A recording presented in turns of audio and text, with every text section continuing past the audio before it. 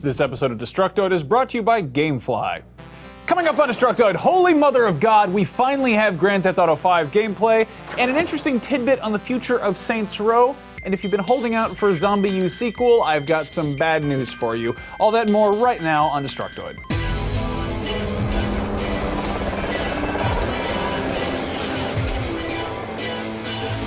Welcome to Destructoid. I am Tara Long. And I'm Max Scoville. Happy Tuesday!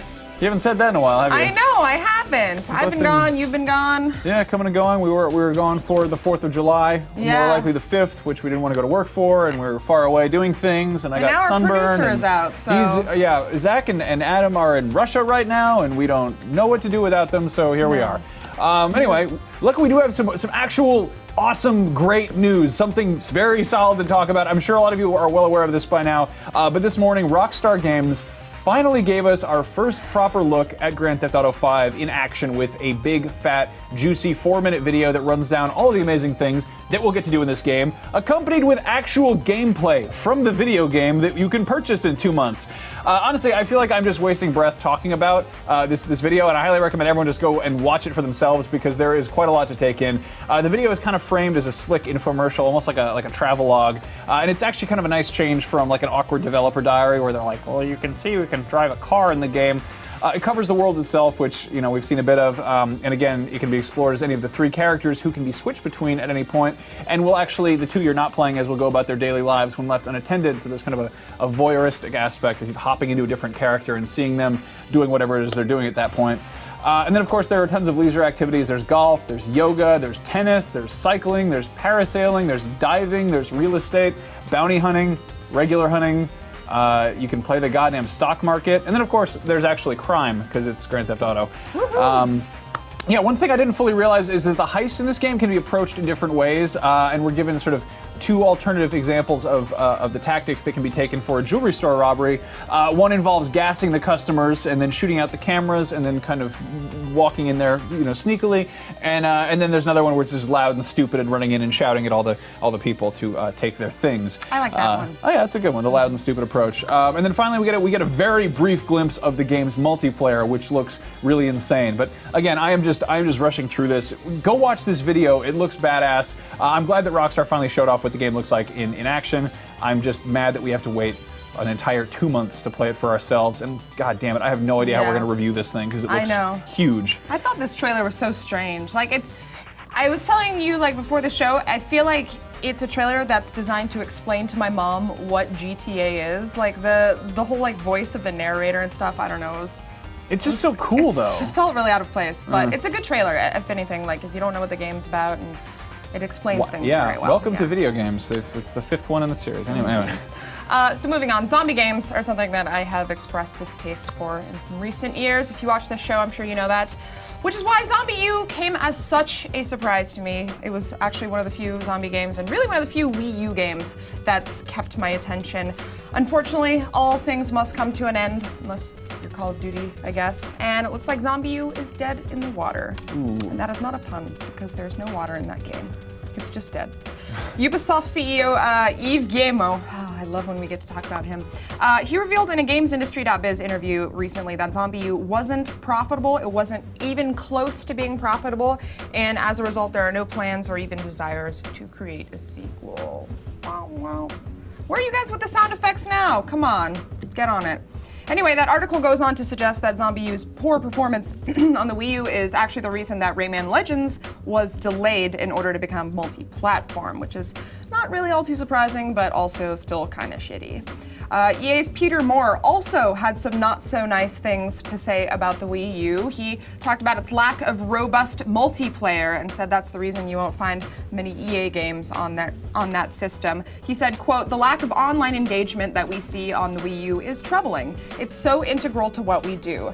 They're so small, it's hardly worth running the servers. It seems like a box that's out of sync with the future of EA, which is one that gives a real social feel to our games. The Wii U feels like an offline experience right now." Oh. There we go. Too late with the sound effects, guys, although it does seem deserved there. That's a sick burn. He called it a box. I know. Yeah.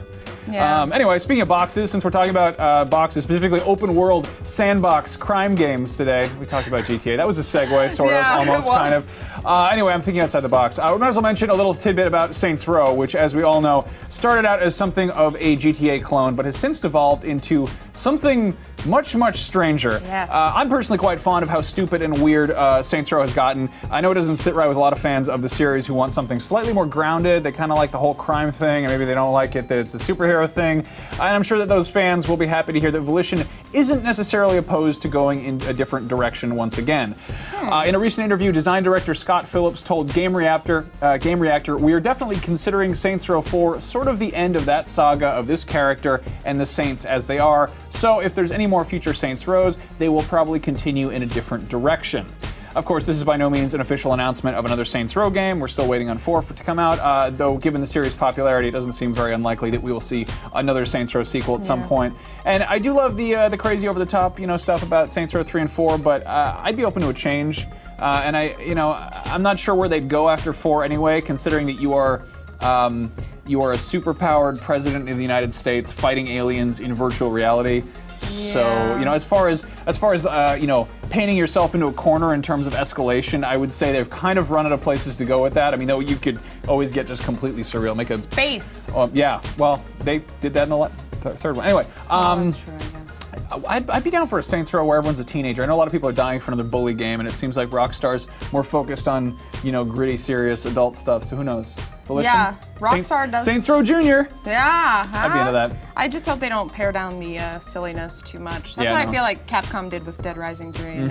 Just totally not interested at all. Speaking of silly games, a couple weeks ago I reviewed Tiny Tina's Assault on Dragon Keep, which we all sort of expected was going to be the last DLC for Borderlands 2, but it turns out that is not the case. Randy Pitchford appeared on the Nerdist podcast yesterday and revealed that there is, in fact, more content coming. He said, quote, "We are going to do more. We are going to do some other things. I don't have details exactly of it yet, because we're not ready to announce what the other things are. We got more stuff in the hopper that we're planning and getting pretty excited about. So if you're a Borderlands 2 fan, you don't have to be afraid that that's the end of it." Based on how they wrapped things up story-wise with the Tiny Tina campaign, I'm guessing this probably isn't another story campaign, but rather some kind of new character, perhaps, or maybe a new kind of upgrade pack or level cap. I don't know what it is. Either way, it's exciting. I'm never gonna complain about more Borderlands 2, so bring it on, Gearbox. I'm ready for you, Pitchford. You're coming for me this time. Well, anyway, on that note, let's take a word from our sponsor, and then we'll come back and talk about another thing. Gamefly is the largest online video game rental service and offers you a choice from over 8,000 new and classic titles across all consoles and handhelds. With plans starting at just $15.95 a month, Gamefly members can rent 1 to 4 games at a time and keep them for as long as they like. There are no late fees, no due dates, and shipping is always free. Once you're done playing the game, send it back and Gamefly will send you the next available game on your list, or if you really like the game you're playing, simply click Keep It on the Gamefly website and the game is yours at a discounted price. Gamefly will even mail you the case and manuals free of charge. Gamefly members can also play hundreds of PC games for free with their unlimited PC Play plan. That is a hard thing to say. Yes. If that sounds like something you might be interested in, then hit up gamefly.com/Destructoid and we will hook you up with a 15-day free trial. Even better, you will help support the show, so go check it out. That is gamefly.com/Destructoid.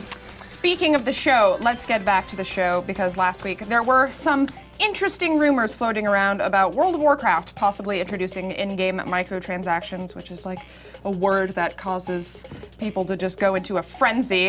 Turns out those rumors were true.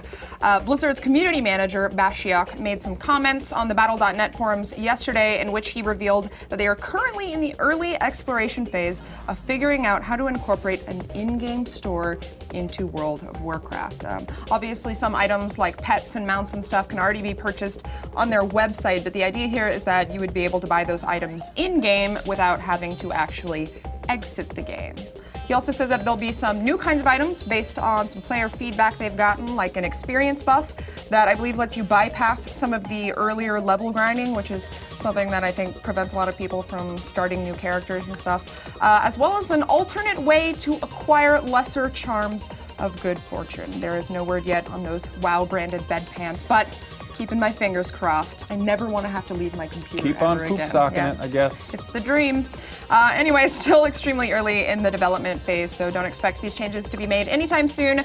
Although when they are ready to be shown off, I believe that Asia is going to be the first place that really gets to test them out. So a lot of people are actually saying that this might sort of be like a foray into free-to-play, which kind of makes sense. I mean, the auction house in Diablo 3 did not work out well at all, but I feel like if they try to put the emphasis more on convenience on this, and rather than like buying a bunch of shit that can just like make you super powerful, then it actually seems like a really good idea. I'm kind of surprised they don't have one already, actually. Yeah, it's just weird for me to be talking about World of Warcraft. I know. In 2013. Imagine when we're Still. doing this in 10 years, we're still going to be talking about that game. Anyway, that's about all the time we have for today. We will be back here on Friday. Unfortunately, it will not be a live show because, like we said, our producer Zach is currently in Russia, of all goddamn places, but we will still have a show for you. And not to end the show on a down note, but that's exactly what I'm going to do. If you didn't hear it already, Giant Bomb co-founder Ryan Davis passed away last week at the very young age of 34. Tragically, less than a week after his wedding, which is terrible. Yeah. Neither one of us knew him very well, but we'd occasionally run into him at industry events. He was incredibly smart, incredibly funny, and was adored by a lot of people, and he's going to be missed. So that's some really crappy news, and our thoughts and nice feelings go out to everybody who was affected by this. So go hug somebody you care about, call up a friend, and tell them they're great. Life can be really stupid and unpredictable sometimes, but, you know, try and enjoy it. We love you guys. Sorry to end on a bad note. We'll have happy news next time. Have good dreams tonight. Love you.